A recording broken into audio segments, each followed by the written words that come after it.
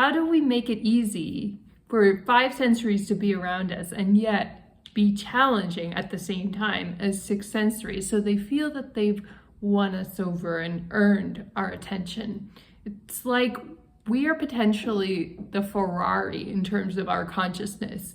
We can be that prize that five sensories want to win over if we know how to value ourselves, if we know how to bring out the best in ourselves. So how do we do that as six sensories? How do we strike that right balance of being easy to be around yet challenging? So many people get this wrong. They might think that challenging means you're being abusive or you're purposely ignoring people and being passive aggressive. You're watching TV instead of responding to their text message, or you're canceling them when they're on the way to the date and you're saying, I'm too busy, I'm not gonna come.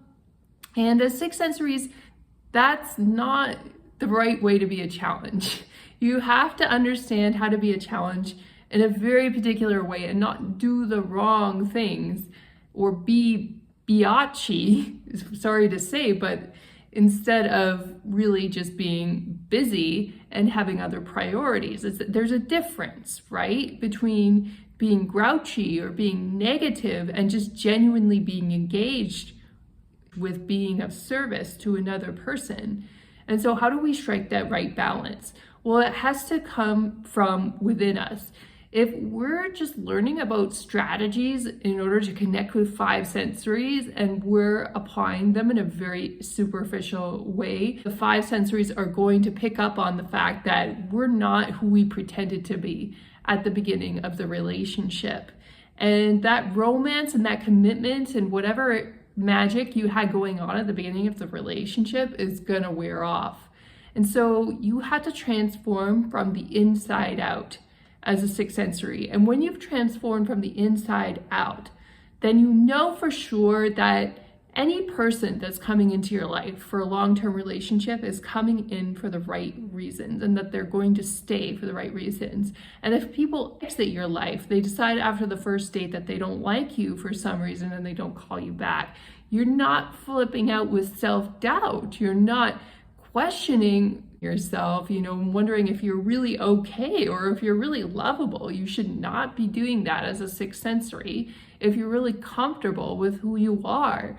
What you need to be doing instead is being at peace with all of your soul contracts that you have going on in your life. You may not know the reasons why some people walk out of your life, and you have to be okay with that. You're okay with the lessons that you can get, but if there's ambiguity there, you need to be okay with that too. And when you're peaceful with your life lessons, you become easier to be around. Five sensories are not worrying about walking on eggshells around you.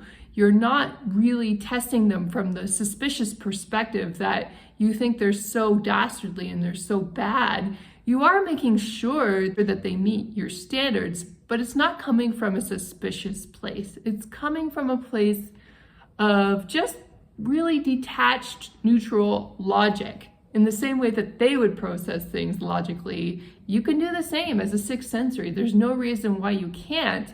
And when they sense you doing that, then they'll sense that you're a challenge.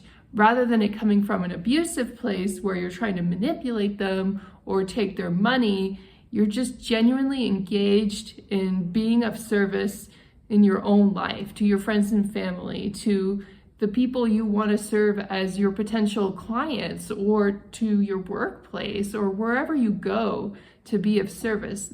You can be arranging flowers. You could be painting a mural for a community center. You could be being a mentor to a child.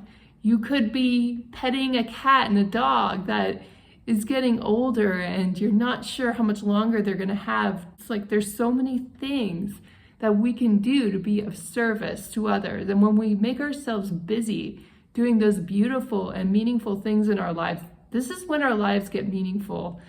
This is when five sensories pay attention to us and they think, maybe there's something to this sixth sensory thing. When we try to influence them with our words and try to talk about energy or spirit or angels or guides, there's a reason I don't talk a lot about that on this channel, because when we explain ourselves to five sensories, it often doesn't work. They're often quite skeptical, but what they do see is our actions when we're kind to people in society, when we show up and we stay true to our commitments, when we're holding space and being of service to people who could be quite challenging.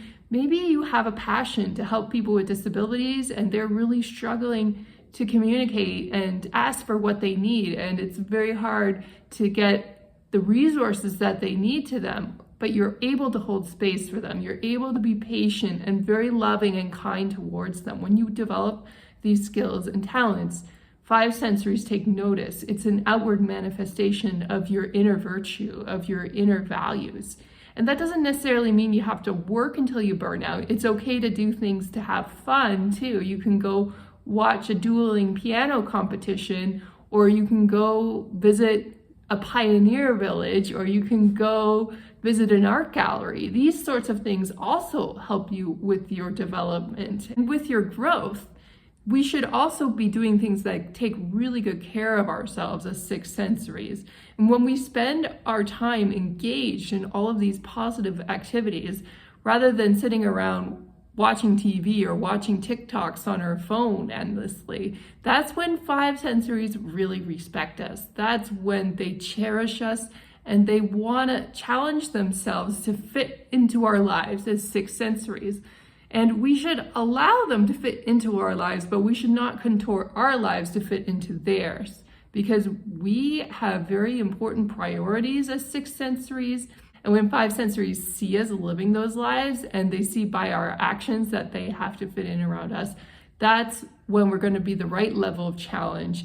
And yet they're going to want to spend time with us, because when we do show up in those rare moments where you have time to spend with them, that's when we're going to show up in a beautiful, positive, loving energy. It doesn't mean we let them get away with whatever they want, but it does mean we're not going to complain about the past.